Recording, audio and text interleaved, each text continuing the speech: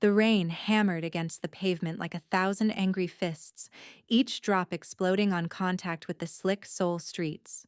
Evie Lane stood beneath the inadequate shelter of the Gangnam corporate building's awning, her black pencil skirt already spotted with water, her white blouse clinging uncomfortably to her skin, despite the blazer she'd pulled tight around her shoulders. 14 hours. She'd been at Hartman and Associates' Seoul branch for 14 straight hours, managing calendars for 3 different executives who couldn't seem to coordinate a single meeting without her intervention, fielding calls from international clients who treated her like she was personally responsible for every delay in their contracts. And somehow still finding time to organize the quarterly board presentation that her boss would take full credit for tomorrow morning.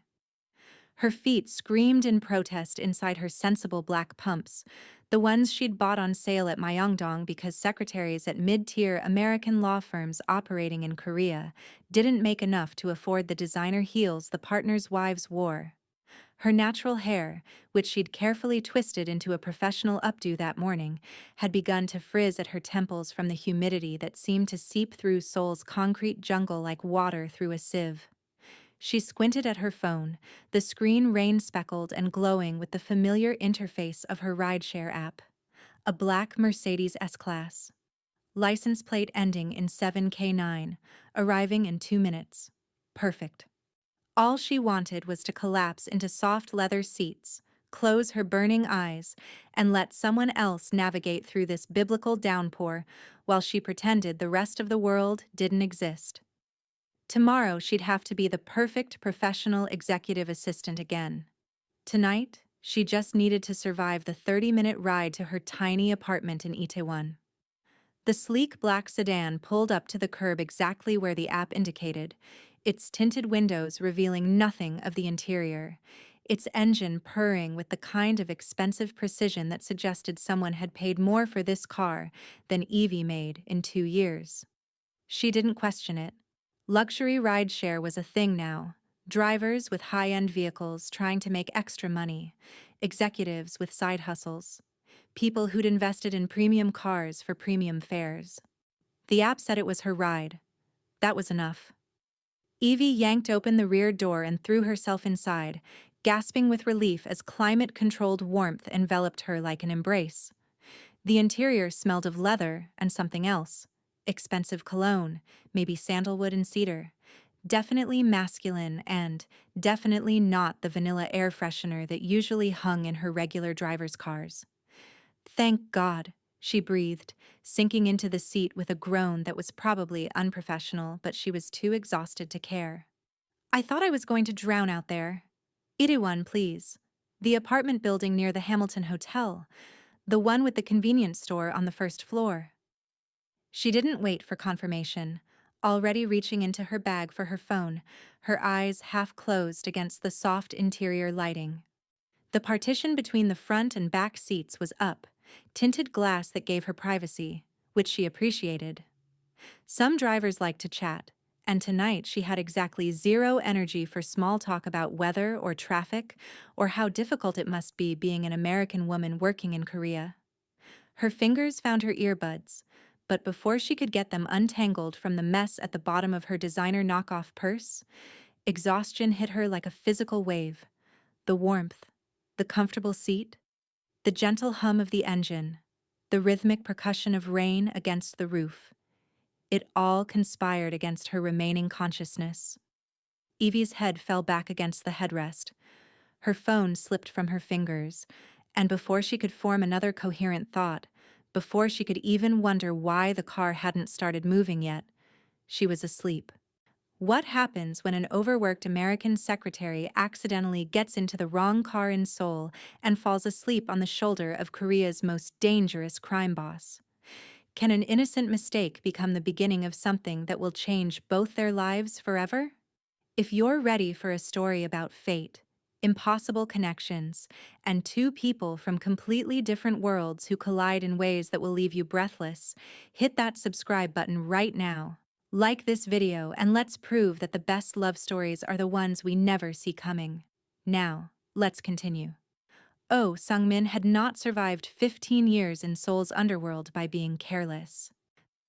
He had built the O family's operations from a small protection racket in Gangnam to a sophisticated network that controlled everything from legitimate real estate development to the less-than-legal gambling operations and entertainment districts that Seoul's elite preferred to keep discreet. He'd navigated rival families, corrupt officials, and ambitious lieutenants who thought they could take his position through force or betrayal. At 38, he was known as the Ice Prince, Binghai Wangja, a man whose expression never changed, whose emotions were locked behind walls of strategic calculation, whose reputation for cold efficiency made even hardened criminals think twice before crossing him. But when a woman in a damp business suit threw herself into his car, announced an address in Korean-accented English like he was her personal driver, and then promptly fell asleep against his shoulder without even looking at him, Oh Sang-min found himself experiencing something dangerously close to shock. He sat perfectly still, his hand frozen halfway to the weapon concealed in his shoulder holster, watching as this stranger's breathing deepened into the unmistakable rhythm of genuine exhaustion. In the driver's seat, his most trusted associate, Kwon Jae-sung, had gone rigid, his eyes darting to the rearview mirror with an expression that clearly asked, "Do I shoot her or dump her on the street?" "Hyungnim," Jae-sung whispered in Korean, his voice tight with barely controlled alarm. "What do you want me to do?" Sang-min studied the woman's face in the dim light filtering through the tinted windows. She was young, late 20s, maybe, with rich, dark skin that seemed to absorb and reflect the soft glow of the car's interior lighting simultaneously. Her features were striking: high cheekbones, full lips slightly parted in sleep, a small scar above her left eyebrow that suggested some childhood accident.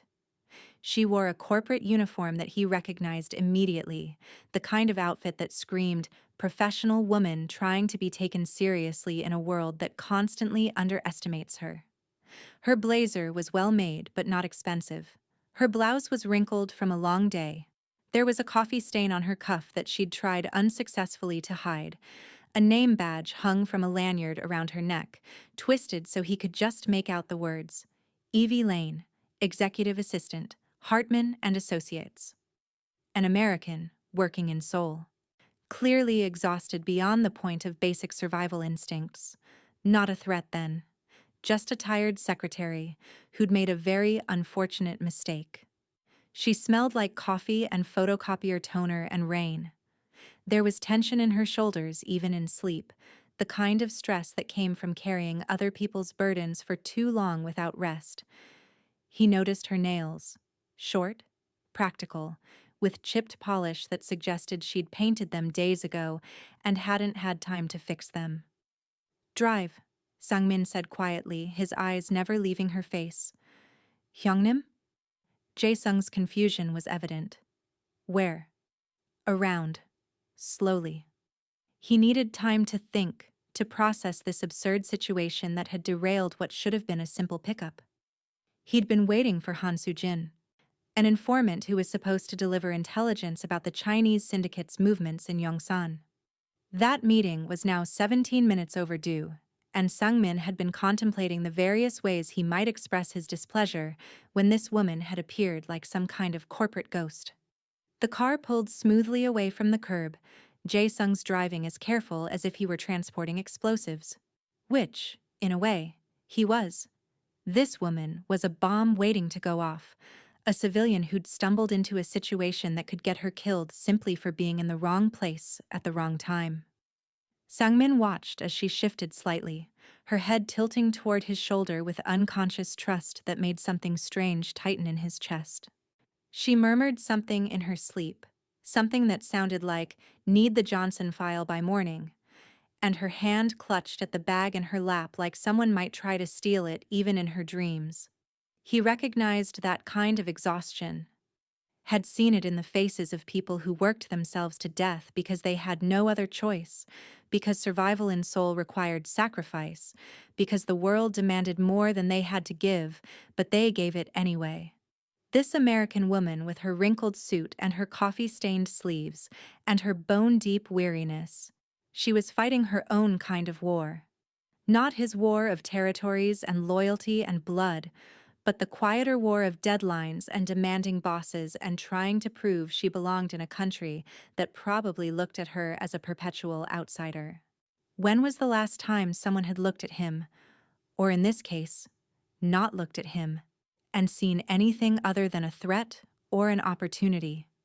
When was the last time someone had trusted him enough to fall asleep in his presence, even if that trust was born from ignorance rather than knowledge? The minutes ticked by. 20, 30, 45. Sungmin's phone buzzed twice. Han finally trying to make contact, but he silenced it both times, unwilling to risk waking this woman until he'd decided what to do with her. It was a strange kind of paralysis, one he didn't fully understand. He told himself it was strategic, that he needed to assess whether this was truly an accident or something more elaborate. But the truth was simpler and more unsettling. He was curious. Curious about this woman who slept so trustingly in the presence of a monster, who had walked into the lion's den and made herself comfortable without a second thought, who smelled like ordinary things, coffee and rain and hard work, in a life that had been devoid of ordinary for longer than he cared to remember. At 52 minutes, she began to stir. Sungmin watched her eyelids flutter, watched consciousness return to her features in slow, reluctant stages.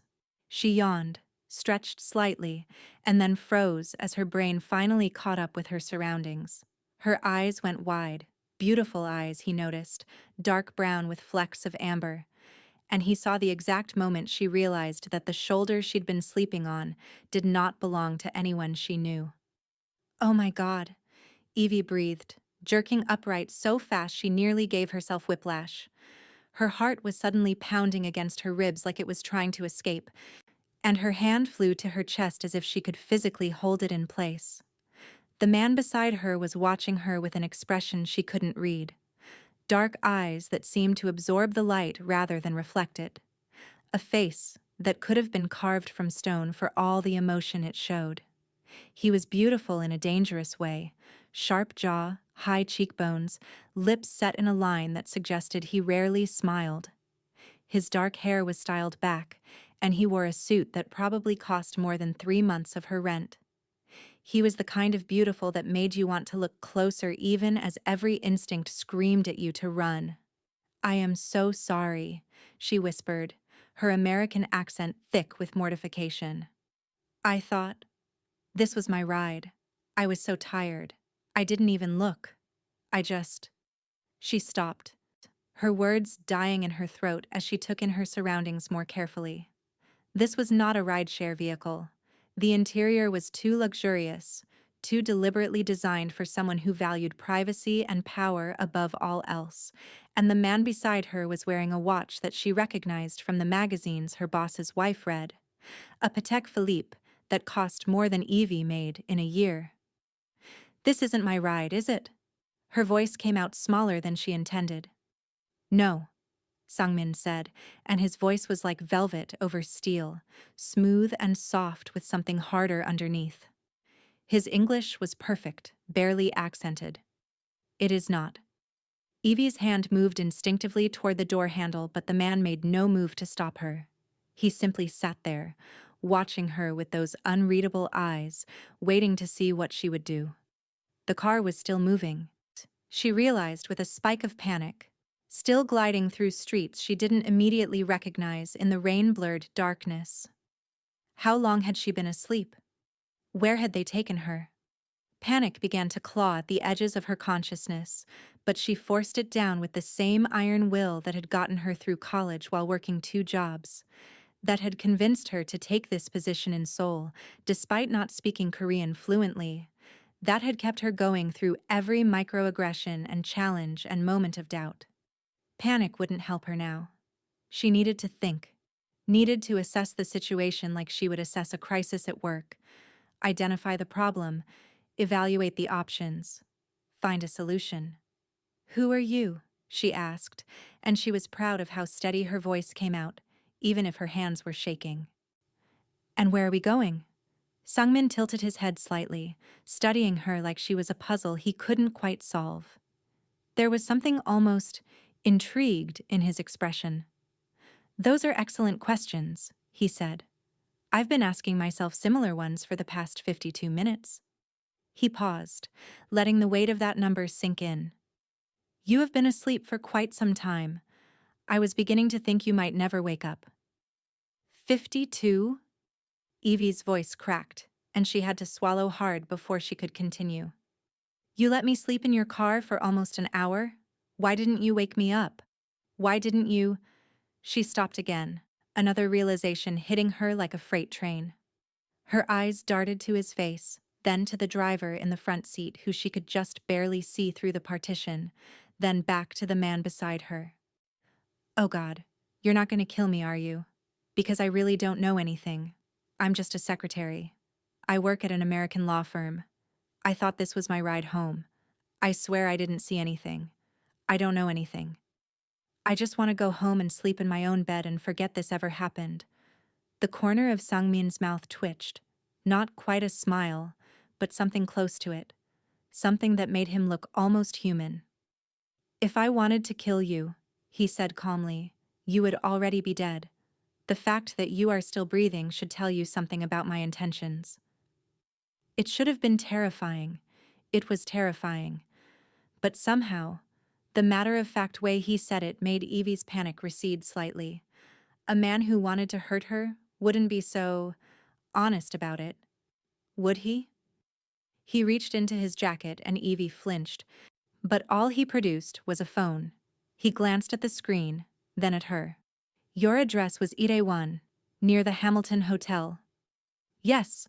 She nodded mutely, not trusting her voice. "The apartment building with the GS-25 on the first floor." He spoke something in Korean to the driver, rapid, fluid, with an authority that made it clear he was used to being obeyed, and the car changed direction smoothly, heading towards a part of the city she finally recognized. "You're taking me home?" she asked, disbelief coloring every syllable. "It seems like the simplest solution to a very unusual problem," Sungmin replied. "Unless you would prefer I drop you somewhere else?" "No.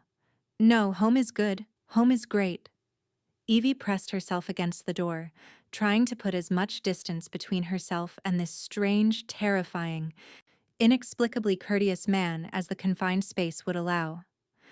"I really am sorry. About the car thing, and the sleeping thing, and the—" She gestured vaguely at his shoulder. "That thing. I worked a 14-hour shift and I was so tired I could barely see straight, and your car looked exactly like the one in my app, and I didn't think." "Clearly," Sungmin said, but there was no malice in his voice. If anything, he sounded almost amused. "Tell me, do you make a habit of getting into strange cars without checking to see who's inside?" "No," Evie said defensively. "I mean, not usually. This was a one-time thing. A very unfortunate, never-to-be-repeated one-time thing." She paused, a horrible thought occurring to her. "Wait. If this isn't a ride-share and you were just sitting here waiting for someone, then who were you waiting for? And why were you parked outside my office building at midnight in the rain?" The question hung in the air between them, and Evie watched as something flickered behind Sungmin's eyes. Something that looked almost like respect. Most people in her situation would be too terrified to ask questions. They would sit in trembling silence, grateful to be alive, counting the seconds until they could escape. But this woman, this exhausted American secretary in her wrinkled suit and coffee-stained blouse, was looking at him with something that resembled genuine curiosity. "That," Sungmin said slowly, "is not something you need to concern yourself with." "Right. Of course. None of my business."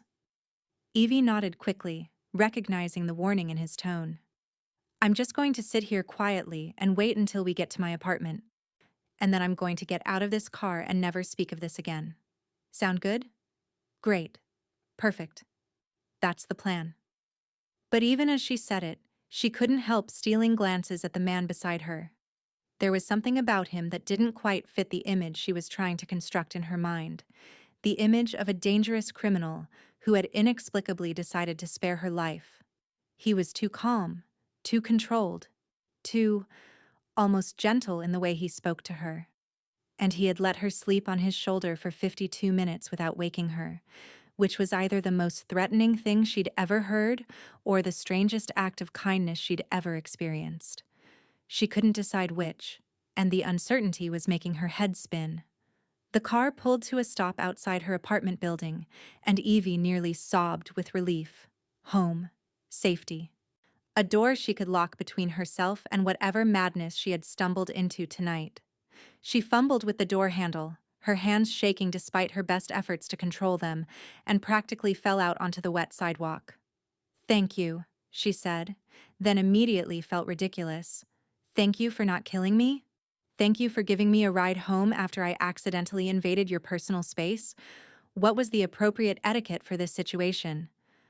I mean, I'm sorry, again, for everything."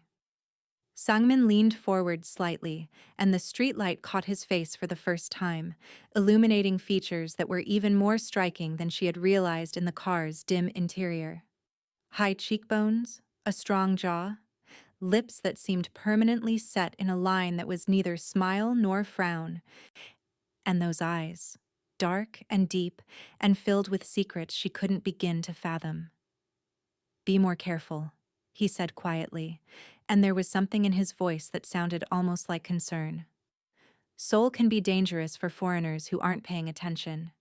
The next car you stumble into might not be so forgiving."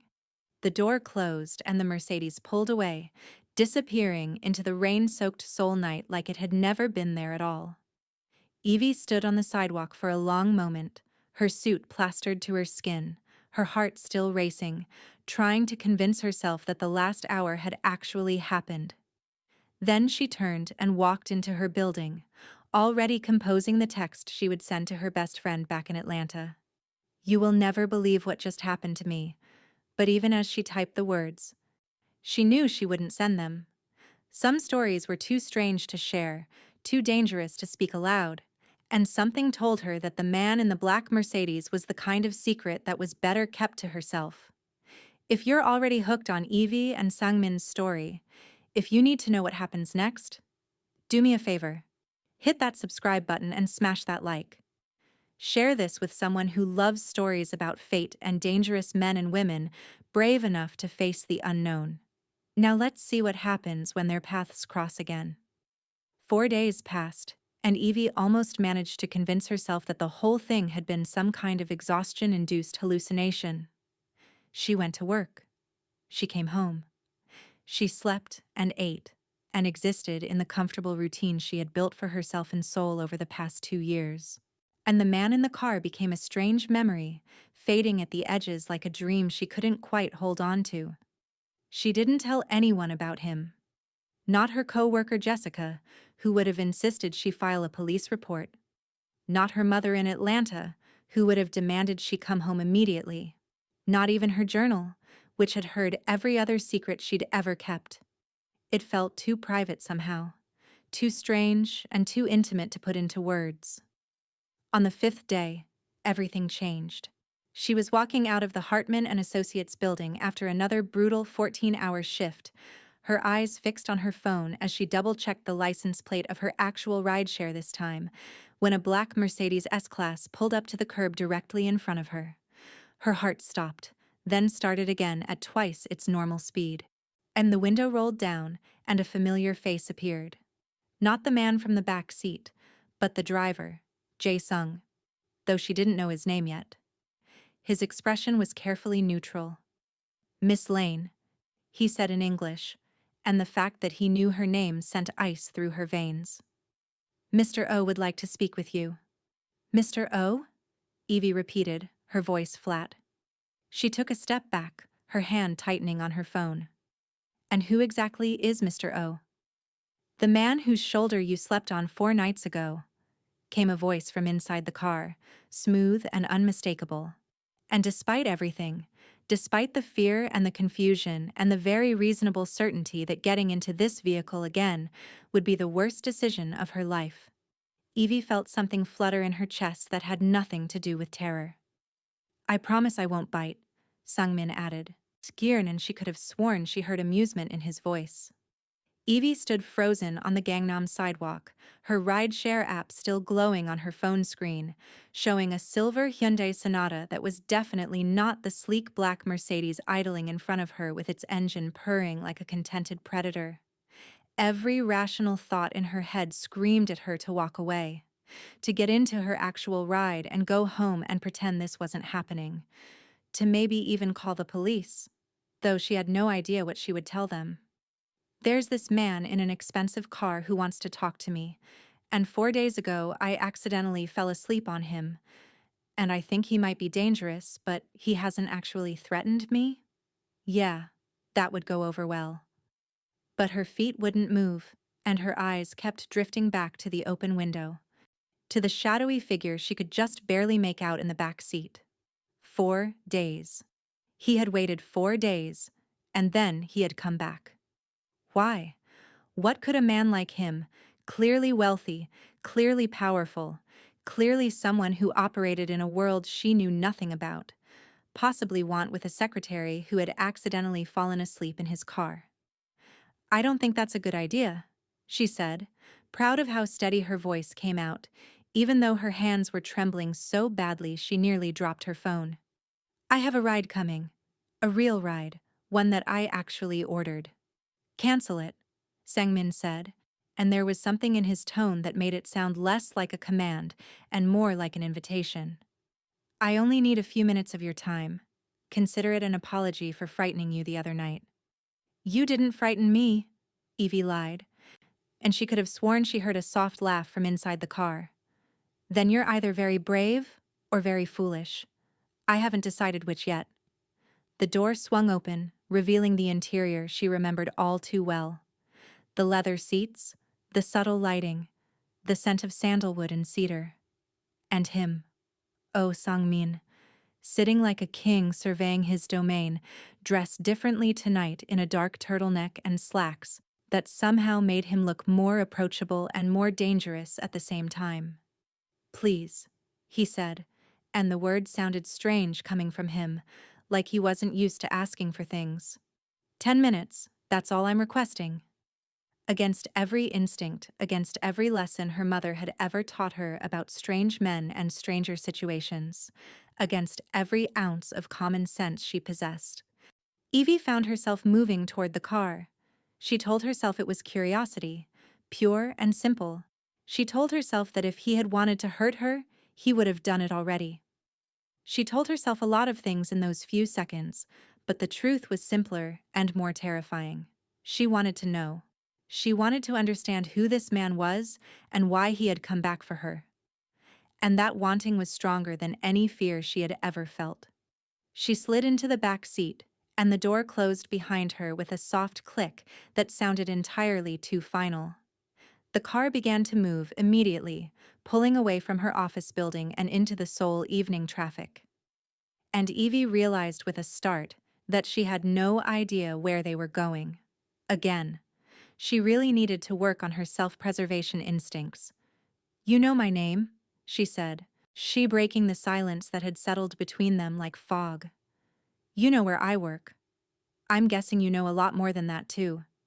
She turned to face him, forcing herself to meet those dark, unreadable eyes. "So who are you, Mr. O, and what do you want with me?" Sangmin studied her for a long moment, and Evie had the uncomfortable sensation of being weighed and measured, evaluated against some standard she couldn't see. Then he smiled, a real smile, small but genuine, and the effect was startling.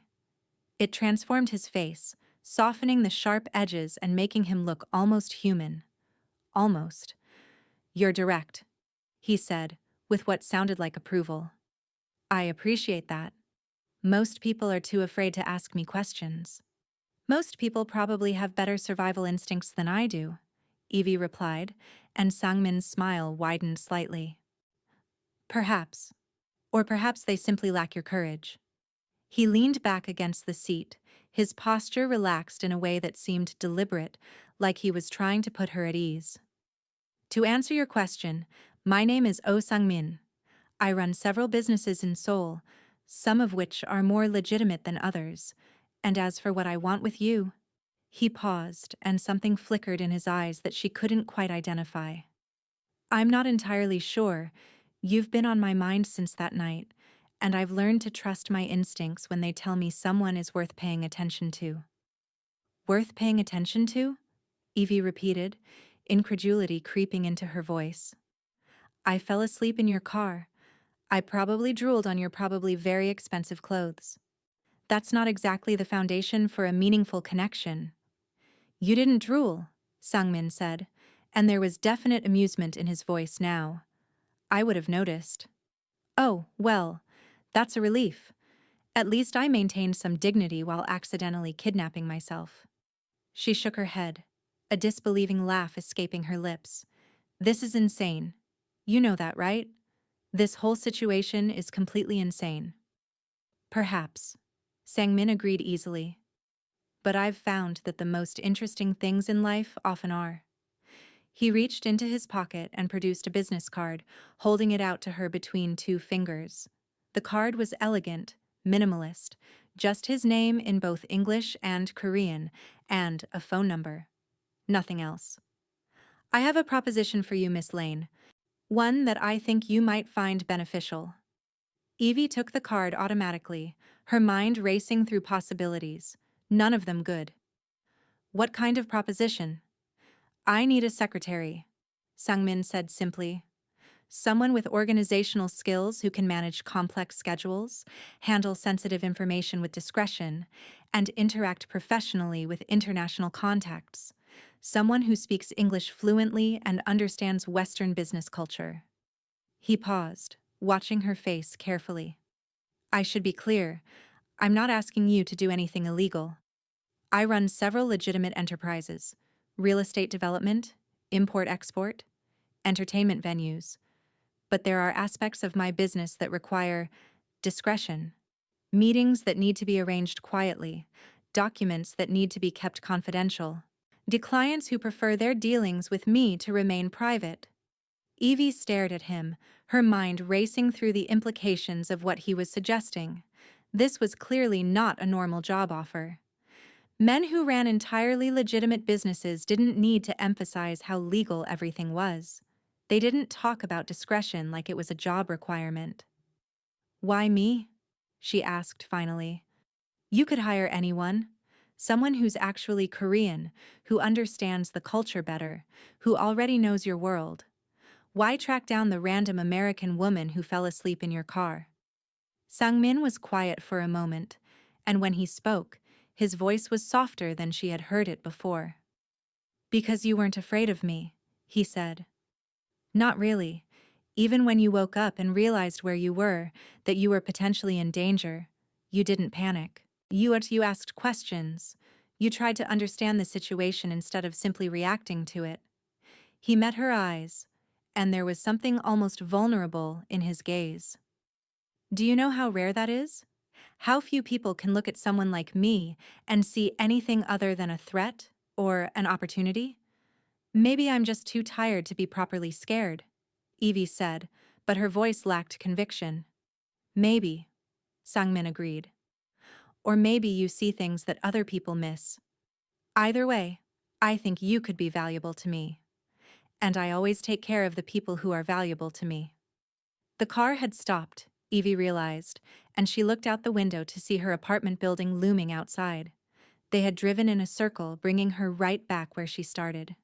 It felt symbolic somehow, like the universe was giving her a choice.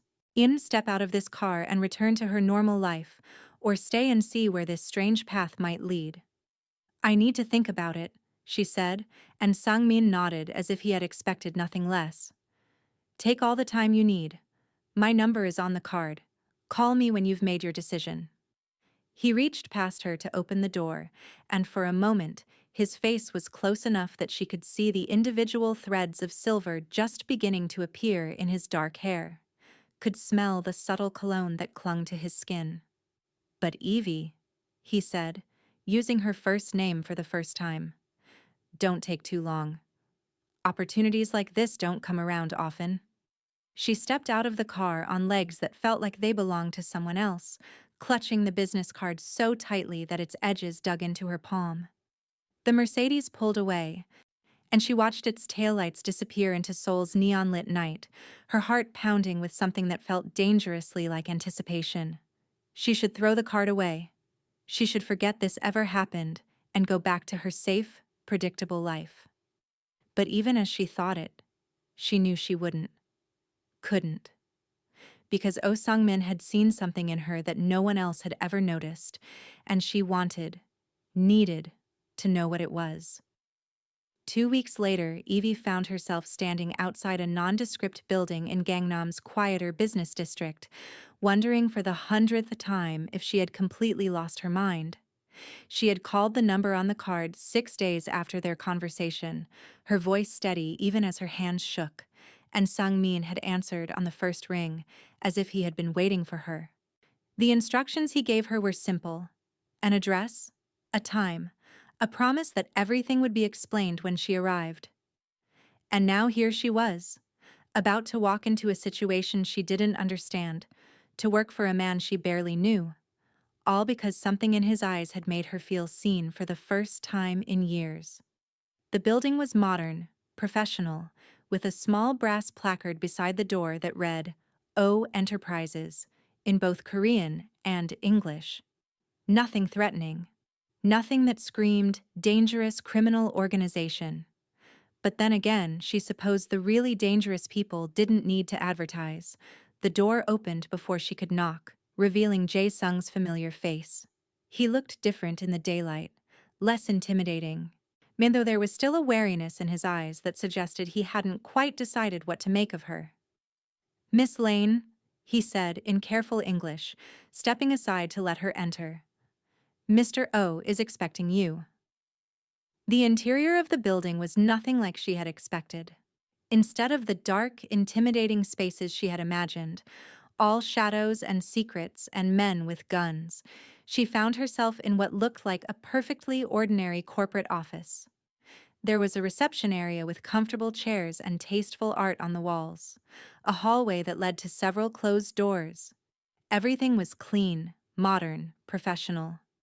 The kind of place where people filed paperwork and took conference calls, not where they did whatever it was that crime bosses did. Evie felt some of the tension drain from her shoulders as she took it all in. "Impressed?" Sang-min's voice came from behind her, and she turned to find him leaning against a doorframe, watching her with that same unreadable expression she remembered from their first meeting. He was dressed in a perfectly tailored suit today, charcoal gray that made his dark eyes even more striking. He looked like a CEO, like someone who belonged in boardrooms and country clubs, not in back alleys making deals she couldn't begin to imagine. "Surprised," she admitted. "I was expecting something more. I don't know. Dark and ominous?" Sung-min laughed, a genuine sound that transformed his face in ways she was beginning to find dangerously attractive. "I save the dark and ominous for special occasions. Most of my work happens in places exactly like this. Boring, professional. Utterly mundane." He gestured for her to follow him down the hallway. "The businesses I run are legitimate, Evie. Real estate development, import-export operations, several entertainment venues in Gangnam and Itaewon. They generate real revenue, employ real people, pay real taxes." "And the parts that aren't legitimate?" she asked, because if she was going to do this, she needed to know what she was getting into. Sangmin's expression sobered slightly. "I have connections in Seoul's informal economy. Gambling, mostly. Some protection services for businesses that operate in gray areas. Nothing violent. Nothing that harms civilians." He paused, studying her reaction. "But I won't lie to you. My work creates enemies, rivals who would love to see me fail. That's why I need someone I can trust. Someone who can manage my legitimate business operations without being compromised by the less legitimate aspects." He stopped in front of a door and opened it, revealing what was clearly meant to be her office. It was spacious, well-appointed, with a large desk, comfortable chair, and a window that overlooked a small courtyard garden. "This would be yours," Sangmin said. "Your job would be managing my schedule, coordinating with our various business partners, handling correspondence, organizing meetings. Standard executive assistant work, but with better pay and more responsibility than you have now." Evie walked into the office, running her hand along the smooth surface of the desk. It was beautiful. Real wood, not the cheap particle board she had at Hartman and Associates. "What's the catch?" she asked, turning to face him. "Because there's always a catch." "The catch," Sangmin said slowly, "is that you would be associating with me. And that means accepting the complications that come with my reputation. Some people in Seoul's business community won't want to deal with you because of who you work for. Others will try to use you to get to me. And there's always the possibility that my enemies might see you as a target." He moved closer, and Evie found herself holding her ground even as her pulse accelerated. "I can protect you from most threats. I have people, resources, experience in keeping those I care about safe. But I need to know that you can handle the pressure, that you won't panic when things get complicated." "And if I can't?" Evie asked quietly. "If it turns out I'm not as brave as you think I am? Then you walk away. No questions asked, no consequences." Sangmin's voice was firm, honest. "I don't force people to stay in situations they can't handle, Evie. I'm offering you an opportunity, not a prison sentence." Evie thought about it, really thought about it, turning the decision over in her mind like a stone she was examining for flaws. She thought about her current job, where she worked 14-hour days for bosses who barely remembered her name, where she was constantly overlooked for promotions because she was young and female and Black and American, in a culture that often valued none of those things. She thought about her tiny apartment in Itaewon, about the student loans that were crushing her, about the life she had built in Seoul that was comfortable but somehow empty. And she thought about the man standing in front of her, who had seen something in her worth pursuing, who spoke to her like an equal instead of a subordinate, who made her feel alive in ways she couldn't fully explain. "I have conditions," she said finally. Sangmin raised an eyebrow, looking more intrigued than offended. "Name them." "If I ever find out that you've lied to me about what this job actually involves, I'm gone. No negotiation, no second chances. I walk away, and I never look back." She met his eyes, refusing to look away. "And if I ever see you hurt someone who doesn't deserve it, someone innocent, I'm gone for that too. I won't be complicit in harm. I won't compromise my ethics just because you pay well." For a long moment, Sangmin simply looked at her, and Evie had the unsettling feeling that he was seeing straight through her, reading every thought and fear and hope that flickered through her mind. Then he smiled, that same small, genuine smile she had seen in the car, and extended his hand. "Deal," he said. "Welcome to O Enterprises, Miss Lane." She shook his hand, feeling the warmth of his palm against hers, the strength in his grip, and tried to ignore the spark that seemed to pass between them at the contact. This was a business arrangement, nothing more. She was here to do a job, to use her skills in a way that might actually pay enough to make a dent in her debt and build a real life in Seoul. Whatever else she might be feeling, the curiosity, the attraction, the strange sense of connection that had been building since that rainy night, she would have to keep it locked away, hidden where it couldn't complicate things. But as Sungmin led her through the office, introducing her to the small staff and explaining the systems they had in place, Evie couldn't help noticing the way his hand lingered on her back as he guided her through doorways. Couldn't help noticing the way his eyes kept finding hers across the room, holding her gaze for just a moment too long. And she couldn't help wondering if maybe, just maybe, she wasn't the only one feeling something she shouldn't. Still watching? Still hooked on where this dangerous connection is heading? Then do me a solid. Subscribe to this channel. Hit that like button and share this story with someone who believes in taking chances even when they're terrified. Because Evie and Sangmin's story is just getting started. The first month passed in a blur of activity and adjustment. Evie fell into a rhythm. She giving her 2 weeks' notice at Hartman and Associates. Her boss barely looked up from his computer when she resigned, moving into the role at O Enterprises with a mixture of excitement and trepidation. The work was exactly as Sungmin had described, managing his complex schedule, coordinating meetings with various business partners, handling correspondence in both English and Korean, with occasional help from Jae-sung when her language skills fell short.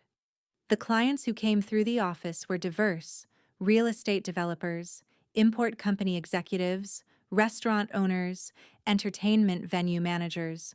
Most of them seemed entirely legitimate, discussing contracts and partnerships and investment opportunities in the kind of boring detail that made Evie's eyes glaze over. But occasionally, there were others. Men who spoke in vague terms about arrangements and territory considerations. Women who arrived in expensive cars and left envelopes that Evie was instructed not to open. Phone calls that Sang-min took in his private office with the door closed, speaking rapid Korean that she couldn't follow. She didn't ask about these irregularities. That was part of the deal. She managed the legitimate business, and she didn't ask too many questions about the rest. Most days, it felt like enough. But it was the time between meetings that proved most dangerous. The conversations with Sang-min that started about work and gradually drifted into other territories.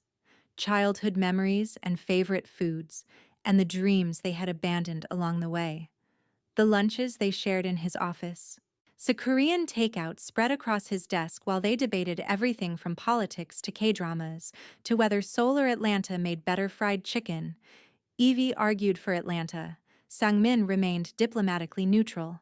The moments when their eyes would meet and hold, charged with something neither of them was willing to name. Evie told herself it was just friendship, just the natural connection that formed between people who spent time together. But she knew she was lying, and she suspected Sang-min knew it too. Everything changed on a Tuesday night in late November. Evie was alone in the office, finishing up paperwork after a long day, when the door burst open and Jae-sung half-carried, half-dragged Sang-min through the entrance. There was blood everywhere. On Sang-min's white shirt, on Jae-sung's hands, dripping onto the polished floor in a trail that led from the door to where they stood. Evie's training, what little emergency response she remembered from her college first aid certification, kicked in immediately. Her personal feelings shoved aside as she shifted into crisis mode. "What happened?" she demanded, rushing to help Jae-sung get Sang-min onto the leather couch in the reception area. "Ambush," Jae-sung said in Korean, his voice tight with controlled panic. Then, remembering she needed English. "They wait for us. Outside restaurant. He take knife before we get out." Evie was already pulling Sang-min's ruined shirt away from his torso, her hands steadier than she would have expected given that her heart was racing like a trapped animal. The wound was bad, a deep laceration across his ribs, bleeding heavily but not spurting, which meant no major arteries hit. Thank God. Thank God. "I need towels," she said, her voice coming out calm and authoritative in a way that surprised her. "Clean ones. And a first aid kit if you have one. And..." She looked at Jae-sung directly. "Do you have a doctor you can call? Someone who won't ask questions?" Jae-sung nodded, already pulling out his phone.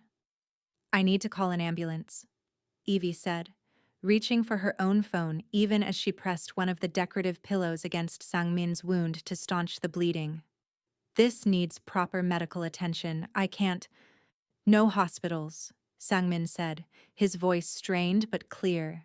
His hand caught her wrist, his grip surprisingly strong for someone who had just lost so much blood. "They'll be watching. If I show up in an emergency room, they'll finish what they started." "If you don't get proper care, you might die anyway," Evie shot back, but she didn't pull away from his grip. "I'm a secretary, Sang-min, not a doctor. I don't know how to fix this with throw pillows and hope. Then improvise, he said. And despite everything, despite the blood and the fear and the absolute insanity of the situation, his lips quirked into something that might have been a smile. You're good at that. Jae-sung returned with towels and a surprisingly well-stocked medical kit. Doctor coming, he said. 20 minutes, maybe 30 with traffic. 20 to 30 minutes. Evie could keep someone alive for 20 to 30 minutes.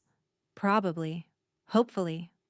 She had Jae-sung help her move Sang-min to the couch in Sang-min's private office, where there was more space and better light. She cleaned the wound as best she could with the supplies available, her hands moving with a confidence she didn't feel, her mind running through half-remembered lessons about pressure and elevation, and keeping patients conscious. Talk to me, she ordered, pressing fresh towels against the wound. Tell me about something. Anything. I need you to stay conscious. Bossy, Sang-min observed, but he complied. What do you want to know? I don't know. Tell me about Korea. About your childhood? About why you do this? She gestured vaguely at the situation they were in. The blood, the violence, the danger that was apparently just part of his normal life. Sungmin was quiet for a moment, his breathing labored but steady. When he spoke, his voice was softer than she had ever heard it. My father built this organization, he said. Started with nothing. An immigrant from North Korea who escaped during the war with nothing but the clothes on his back. He built an empire through sheer will and ruthlessness, and he groomed me to inherit it from the time I could walk. He paused, wincing as Evie applied more pressure to the wound. I never wanted this life. I wanted to be normal, to study literature at university, maybe become a teacher.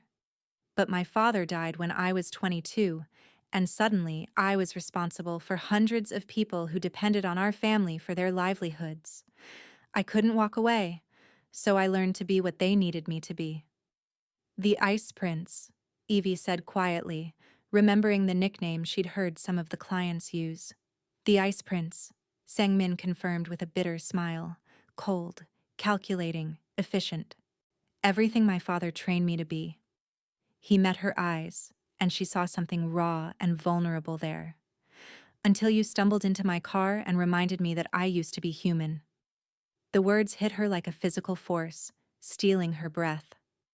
Before she could respond, the door opened, and a man in his 60s rushed in, carrying a medical bag that had clearly seen heavy use. Sang-mina, the man said in Korean, his voice a mixture of exasperation and concern as he took in the scene. Dr. Lim, Sang-min replied, switching to Korean. Thank you for coming. Dr. Lim Jin-seok looked at Evie with assessing eyes. You did good work keeping him stable, he said in accented English, already examining the wound with practiced efficiency. You have medical training? College first aid certification, Evie said, feeling inadequate. I just tried to remember what they taught us about keeping people from bleeding out. Well, you succeeded. Dr. Lim was already pulling supplies from his bag. Sutures, antiseptic, local anesthetic. I can handle it from here. This will take about an hour. You should rest. But Evie didn't move. Couldn't move. She watched as Dr. Lim worked, cleaning and suturing the wound, with the kind of practiced ease that came from doing this too many times before. She held Sangmin's hand when the pain made him tense, felt his fingers tighten around hers with a trust that made her chest ache.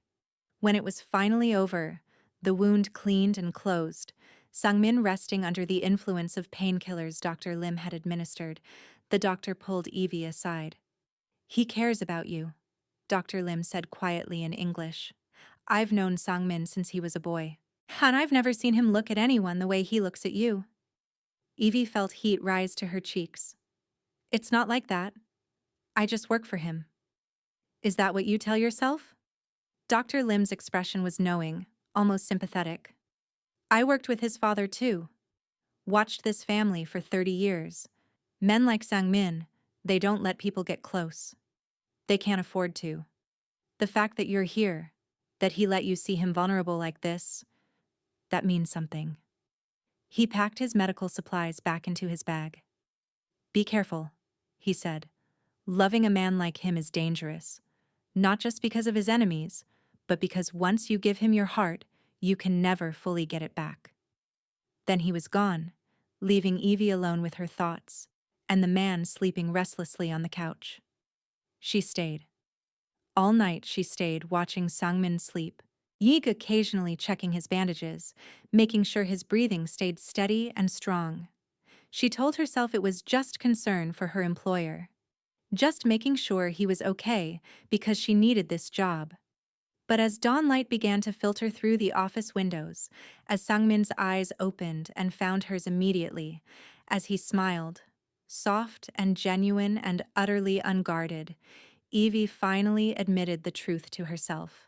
She was falling in love with him, and it terrified her more than anything else in her life ever had. Sangmin woke slowly, consciousness returning in layers of sensation before full awareness. Pain in his ribs, stiffness in his muscles, the scent of antiseptic and something else, something familiar and comforting. Coffee. And vanilla. Evie's perfume. His eyes opened to find her sitting in the chair beside the couch. Her legs curled underneath her, her head tilted at an angle that suggested she'd fallen asleep sitting up. The morning sun streaming through the window caught the highlights in her natural hair, made her skin seem to glow with warmth. She was beautiful. Not in the polished, calculated way of the women who usually orbited his world, but in a way that was genuine and unself-conscious and completely devastating. And she had stayed. All night, she had stayed with him. You're awake, Evie said, her eyes opening as if she'd somehow sensed his gaze. How do you feel? Like I got stabbed, Sangmin replied, his voice rough from disuse. He tried to sit up and immediately regretted it as pain lanced through his torso. Easy, Evie said, moving to help him adjust the pillows behind his back. Doctor. Lim said you need to rest for at least 48 hours. No strenuous activity, no stress, lots of fluids. Dr. Lim worries too much. Dr. Lim is trying to keep you alive. Her voice was sharp with emotion. You scared me, Sangmin. When Jae-sung brought you in covered in blood, I thought... She stopped, unable to finish the sentence. Sangmin reached out and took her hand, feeling her fingers tremble in his grip. I'm sorry, he said quietly. This is exactly what I warned you about. The danger, the violence. This is the world I live in. Who did this? Evie asked, and there was steel in her voice now. Who attacked you? The Choi family. Rivals who think they can take my territory by force. Sangmin's expression hardened. They've been making moves for months, testing boundaries. Last night they escalated. What are you going to do about it? It was a loaded question. Sangmin knew what she was really asking. Are you going to retaliate? Are you going to perpetuate the cycle of violence? Are you going to be the monster you claim not to be? I don't know, he admitted. And the honesty of it surprised him. A month ago he would have known exactly what to do. Strike back harder, eliminate the threat, send a message that could not be misunderstood. But now, looking at Evie's face, seeing the concern and fear and something deeper that he didn't want to name, he found himself hesitating. What would you do? He asked. If you were in my position? Evie looked startled, like she hadn't expected him to value her opinion on matters like this. I would find a way to end it without more bloodshed, she said slowly. I would use my resources, my connections, my power to make them regret attacking you without sinking to their level. Easier said than done in my world. Maybe, but you're smarter than them, aren't you? More strategic? She leaned forward, her eyes intense. You told me you never wanted this life, that you only stayed because people depended on you. So prove it. Prove you're more than just your father's legacy. Find a solution that doesn't require becoming more of what you hate. The words struck something deep inside him. No one had ever challenged him like this. No one had ever asked him to be better than what he was, to rise above the expectations and the patterns and the endless cycle of violence that defined his world. "You have a lot of faith in me," he said quietly. "I do," Evie replied. "Maybe more than you have in yourself." Before Sung-min could respond, his phone buzzed with an incoming call. He glanced at the screen. Jae-sung. "Hyungnim," Jae-sung said when Sung-min answered, speaking rapidly in Korean. "The Choi family sent a message. They want to meet. Neutral territory. They say they want to negotiate a truce." Sang-min's eyes narrowed. This could be genuine. The Choi family realizing they'd miscalculated, that attacking him had been a mistake. Or it could be a trap. Another attempt to finish what they'd started. "Set it up," he said, "but maximum security. I want every precaution in place." He ended the call and looked at Evie, who was watching him with apprehension. "The family that attacked me wants to meet," he explained. "Talk instead of fight." "That's good, isn't it?" "Maybe. Or maybe they're planning to kill me in a room where they think I'll be unprepared." He saw the fear flash across her face and added, "Don't worry. I've survived worse than this." "That's not as reassuring as you think it is," Evie said, but there was a hint of a smile on her lips. The meeting was set for 3 days later, giving Sang-min time to heal enough to move without looking weak. Evie insisted on coming with him. "As your secretary," she'd said firmly when he'd tried to refuse. "You need someone to take notes, manage documents, look professional." They both knew it was an excuse. She wanted to be there to make sure he came back alive. The neutral location was a private dining room in a high-end Japanese restaurant in Gangnam, the kind of place where businessmen made deals and secrets stayed buried. Sangmin arrived with Jae-sung and 2 other trusted men, all of them armed, but trying not to look it. Evie stayed close to his side, looking every inch the professional secretary in a dark suit and heels, her tablet in hand, her expression carefully neutral. The Choi family representatives were already waiting. 3 men in expensive suits, their faces carefully blank. The one in the center was Choi Dong-wook, the family's current head, a man in his 50s with sharp eyes and a reputation for ruthlessness. "Oh, Sung-min," Choi said in Korean, not bothering with pleasantries. "You're looking better than expected." "I heal quickly," Sung-min replied evenly, taking his seat across the table. Evie sat beside him, her presence a steadying force. "We should discuss what happened," Choi continued. "Regrettable. My nephew acted without authorization. Young. Reckless. You understand." It was a carefully worded non-apology, blaming the attack on an unnamed family member while avoiding actual responsibility. Sangmin could feel Evie's eyes on him, could almost hear her voice in his head. "Find a solution that doesn't require more violence." "I understand," Sangmin said slowly, "that your family has ambitions that conflict with my interests. And I understand that young men with poor judgment can cause problems for everyone involved." Choi's expression remained neutral, but Sangmin saw the slight tension in his jaw. "I propose a restructuring," Sangmin continued. "Your family's gambling operations in Gangnam have been operating independently. Under my oversight and with a revenue-sharing agreement, you could expand into territories I currently control in Itaewon. Legitimate profit for both families, without the need for further conflict." It was a bold offer, essentially proposing a partnership instead of a war, giving them something they wanted while maintaining his own authority. Evie's hand, hidden beneath the table, squeezed his briefly. Approval. Choi studied Sangmin for a long moment, clearly calculating whether this was genuine or a trap. "And what guarantee do I have?" Choi asked slowly. "That this isn't simply a way to absorb my operations into yours?" "You have my word," Sangmin said, "which, as you know, I don't give lightly. And you have the practical reality that I could crush your operations entirely if I wanted to. I'm offering partnership instead. That should tell you something about my intentions." The room was silent for a long moment.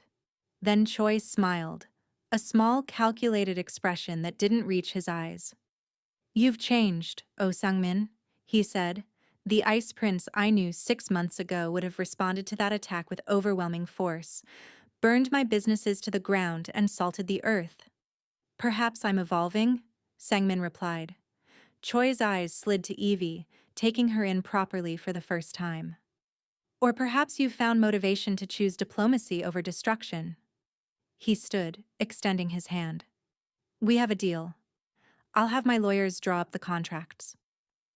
If you're invested in Sangmin and Evie's story, if you need to know what happens when love and danger collide, then subscribe right now. Hit that like button and share this with someone who believes in second chances and dangerous chemistry. Because this story is about to get even more complicated. The partnership with the Choi family worked. Against all odds, against years of rivalry and bloodshed, it actually worked. Within 2 months, both families' profits had increased. Violence in the territories they controlled had decreased. Other families in Seoul's underworld started approaching Sangmin with similar proposals, preferring negotiated agreements to costly conflicts. Evie watched it all unfold from her position as his secretary, managing the increasingly complex web of meetings and agreements and contracts that came with this new approach to business. And she watched Sangmin transform. He smiled more, laughed at her jokes. Ian took time for lunches that weren't about business. Slowly, carefully, the Ice Prince was melting, revealing the man underneath. Someone thoughtful and surprisingly gentle. Someone who read poetry in Korean when he thought no one was looking. Someone who remembered how she took her coffee and made sure her favorite snacks were always stocked in the office kitchen. They were falling in love. Both of them knew it, even if neither had said the words aloud. And then reality came crashing back in. Evie was leaving the office late one evening when a car pulled up beside her, not Sangmin's Mercedes, but a black SUV with tinted windows. Before she could react, the door opened and a man stepped out. "Miss Lane," he said in English with a heavy Korean accent. "Mr. Yun would like to speak with you." Yun. She knew that name. Sangmin had mentioned the Yun family, rivals who had refused his offers of partnership, who still operated on the old principles of violence and territory control. "I'm not interested in speaking with Mr. Yun," Evie said, her voice steadier than she felt. She reached for her phone.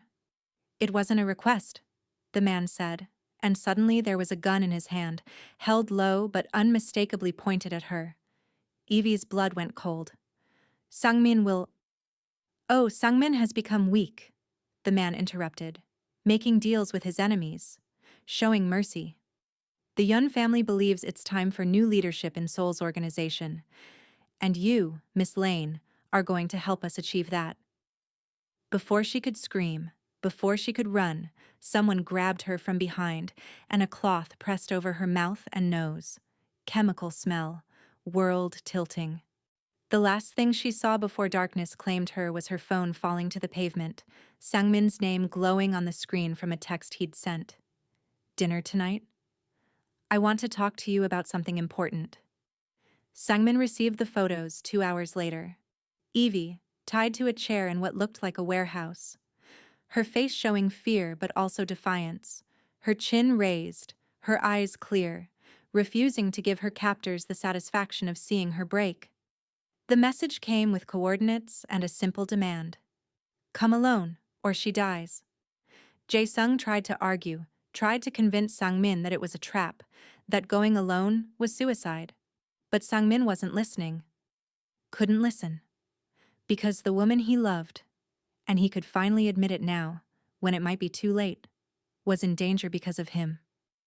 "Gather everyone," Sangmin said. His voice returning to the cold efficiency of the Ice Prince, the mask he'd worn for so many years. "Full tactical. We move in 30 minutes. Hyungnim, if you go in there—" "I know," Sangmin interrupted. "I know it's a trap. I know they want me dead. But they have Evie, Jae-sung. They have her. And I will burn Seoul to the ground before I let them hurt her." The warehouse was in the industrial district, far from the city center. isolated and perfect for an ambush. Sangmin's team approached with military precision, thermal imaging, coordinated entry points, overwhelming force. But Sangmin went through the front door alone, exactly as demanded. The interior was lit by harsh fluorescent lights, revealing Evie exactly where the photos had shown her. 30 feet away stood Yun Taiyang, head of the Yun family, surrounded by a dozen armed men. "Oh, Sangmin," Yun said in Korean, his voice dripping with contempt. "The legendary ice prince, brought low by an American woman. My father would have laughed himself sick." "Let her go," Sangmin said quietly, his hand hovering near his concealed weapon. "This is between us, Yun. She's innocent." "No one who touches you stays innocent," Yun replied. "You've gone soft, making deals instead of taking what you want. My family remembers the old ways. Power comes from fear, not negotiation." "Then you're a fool," Sangmin said. "Fear creates temporary control. Partnership creates lasting power. I've grown my influence more in 3 months of diplomacy than you've managed in 3 years of violence." Yun's face flushed with anger. "You've betrayed everything our fathers built. Our fathers were dinosaurs who couldn't evolve. I'm building something better." Sangmin's eyes never left Evie's face. She was watching him with an expression he couldn't quite read. Fear, yes, but also something that looked like pride. "Let her go," Sangmin repeated. "Take me instead. I'm the one you want." "Oh, I'll take you," Yun said, pulling his gun. "But she dies too. Can't leave witnesses. Can't leave anyone who might seek revenge." The gun turned toward Evie, and Sangmin moved. Everything happened in seconds. Sangmin's weapon cleared its holster. Yun's gun was already rising toward Evie. Glass shattered as Sangmin's team breached through the windows. Gunfire erupted, deafening in the enclosed space. Sangmin fired 3 times, center mass, exactly as trained. Yun fell before his shot could hit Evie.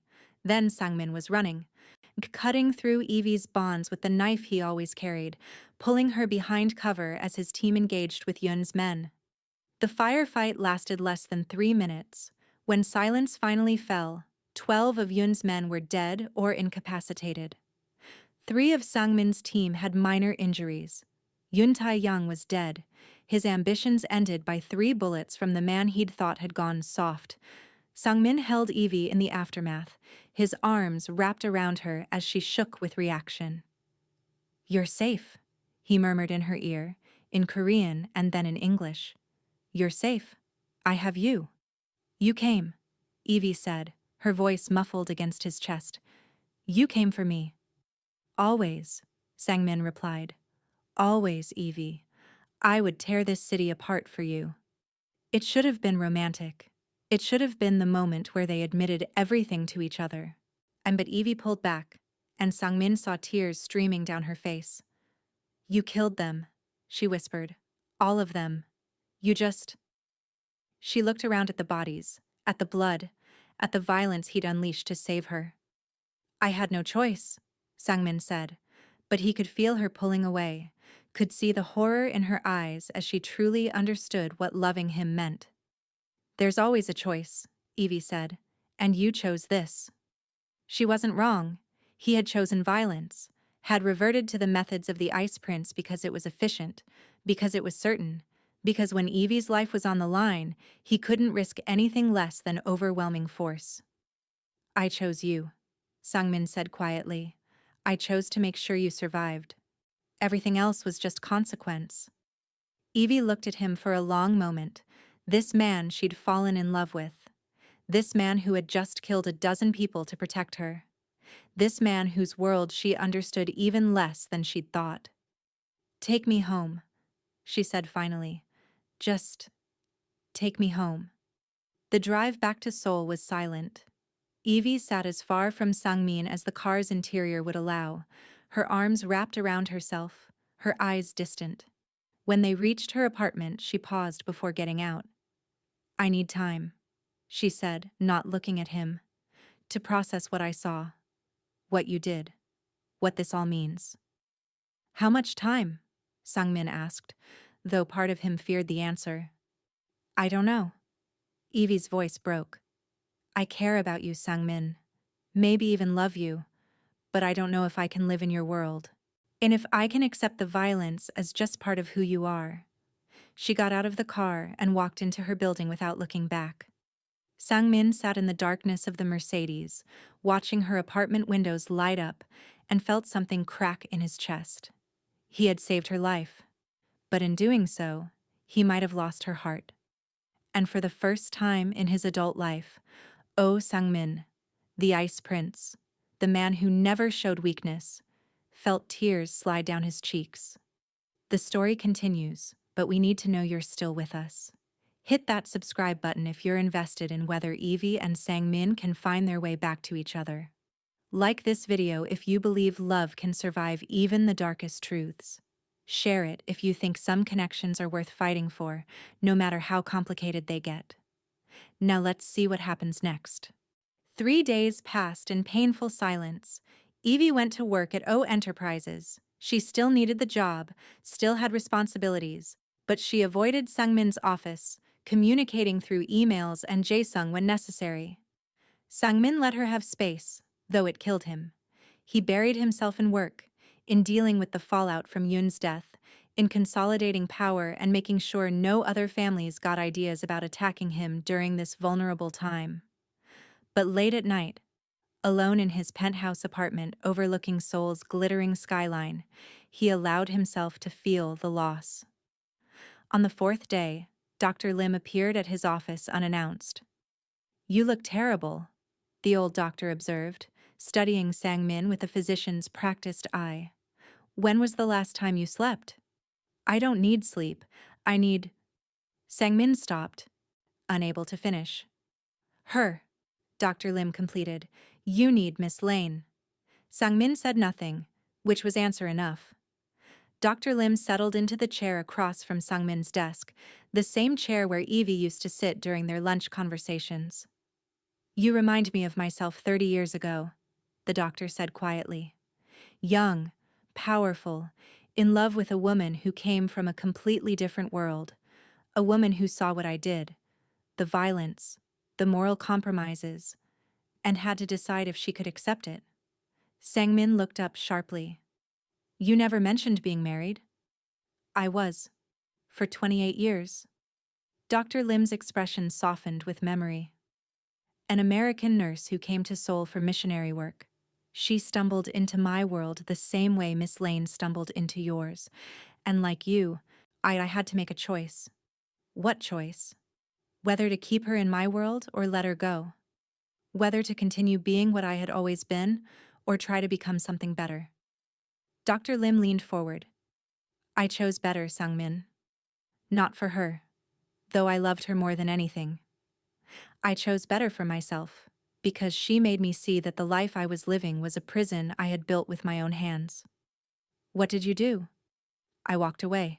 From the violence, from the organization I had served since I was 20. I became what I had always dreamed of being, a doctor who healed instead of a doctor who covered up crimes. He paused. It wasn't easy. I made powerful enemies, but my wife stood beside me through it all, because I had proven I was willing to change. Sang-min absorbed this, understanding what Dr. Lim was really saying. You think I should walk away from everything I've built? I think you should decide what you actually want your life to be. Not what your father wanted, not what the organization needs, what you want. Dr. Lim stood, preparing to leave. Miss Lane didn't fall in love with the Ice Prince. She fell in love with the man underneath. If you want her back, you need to show her that man is real, that he's stronger than the legend. After Dr. Lim left, Sang-min sat alone with his thoughts for a long time. He thought about his father, about the empire built on fear and violence and absolute control, about the life he'd inherited without choosing it, the role he'd played for so long that he'd forgotten it was just a role. He thought about Evie, her laugh, her defiance, the way she challenged him to be better, and the way she'd looked at him in that warehouse, with horror and heartbreak, and a love she couldn't reconcile with what she'd witnessed. And he thought about what Dr. Lim had said. Decide what you actually want your life to be. For the first time since his father's death 16 years ago, Sung-min let himself imagine a different future. A life where he wasn't the ice prince, where violence wasn't the primary tool, where power came from building instead of destroying. It would be hard. It would mean restructuring everything, walking away from aspects of his business that had been core to his identity. It would mean trusting others to maintain what he'd built while he transformed into something new. But if the alternative was losing Evie, losing the one person who made him want to be human again, then the choice was simple. He called Jae-sung into his office. "I'm making changes," Sung-min said in Korean. "Big ones. And I need you to support me even if you don't understand." "Hang Sung Hyungnim," Jae-sung replied without hesitation. "Always, boss." Sung-min spent the next 2 weeks restructuring his entire organization. He met with the families he'd partnered with, proposed a collective leadership model where decisions were made by consensus rather than by his unilateral decree. He divested from the gambling operations and protection services, keeping only the legitimate businesses, real estate, import-export, entertainment venues. It meant giving up power. It meant trusting others with aspects of the operation he'd controlled for years. It meant becoming vulnerable in ways that would have been unthinkable 6 months ago. But it also meant becoming someone Evie could love without compromising her values. On a Friday evening, 2 weeks after the warehouse, Sang-min appeared at Evie's apartment door. She opened it, surprise flickering across her face. She looked tired, he thought. Sad. Like the distance between them had cost her as much as it had cost him. "Can I come in?" he asked in English. "I need to tell you something." Evie hesitated, then stepped aside. Sang-min entered her small apartment, so different from his penthouse, filled with books and photos and the comfortable clutter of an actual life, and turned to face her. "I'm leaving," he said simply. Evie's expression crumbled. "Leaving Seoul?" "Leaving the life I've been living, not the city, not my businesses, but the violence, the control. I'm the ice prince. I'm walking away from all of it." He pulled out a folder, handing it to her. Inside were documents, restructuring agreements, partnership contracts, articles of incorporation for new charitable foundations. "For the past 2 weeks, I've been transforming my organization. Collective leadership instead of autocracy. Legitimate businesses instead of gray areas. Building instead of destroying." He met her eyes. "I'm becoming someone different, Evie. Someone you don't have to be afraid of loving." Evie's hands trembled as she read through the documents. "Why?" she whispered. "Why would you give up everything you've built?" "Because I didn't build it for myself. I built it for my father's memory, for the people who depended on me, for 100 reasons that were never really mine."